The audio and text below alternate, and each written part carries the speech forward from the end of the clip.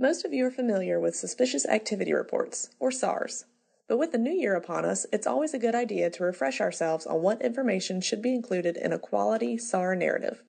In many instances, SARs have been instrumental in enabling law enforcement to initiate major money laundering investigations, as well as terrorist financing and other criminal cases.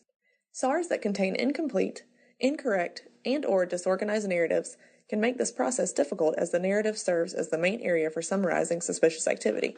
Therefore, it is imperative that staff at your credit union write narratives that are clear, concise, and thorough.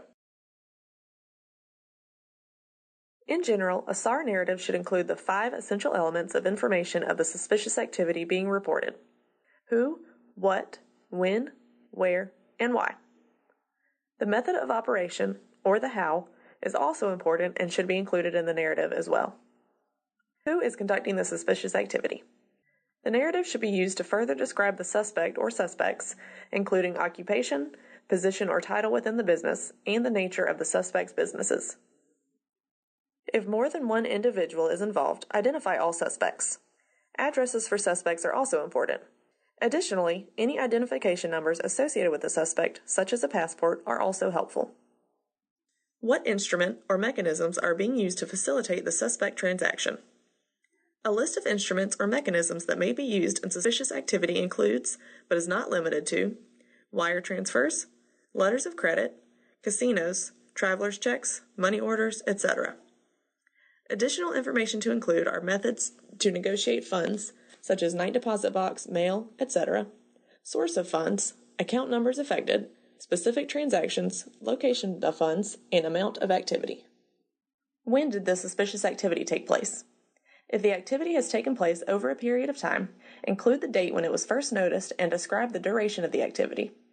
Individual dates and amounts of transactions should also be included in the narrative rather than just the aggregated amount. Where did the suspicious activity take place? Indicate the branch where the suspicious activity occurred and provide the addresses of the locations. Also specify if it involved a foreign jurisdiction, along with the name of the institution, address, and account numbers. Why do you think the activity is suspicious? Describe as fully as possible why the activity or transaction is unusual for the member. How did the suspicious activity occur? In a concise, logical, and accurate manner, describe how the transaction or pattern of transactions was committed. It's important to tell what caused the suspicion and also to tell the story chronologically. All transactions should be included, both attempted and completed, and should include beneficiaries of transactions. Dividing the narrative into 3 sections is suggested: an introduction, a body, and a conclusion.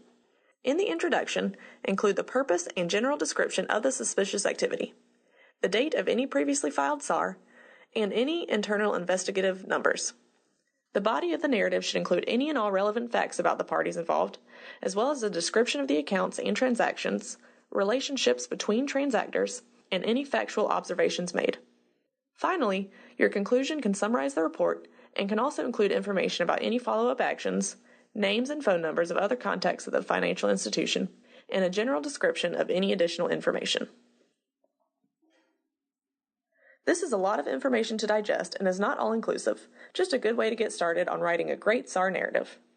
For more tips, as well as examples of good and bad SAR narratives, please see the resource links provided.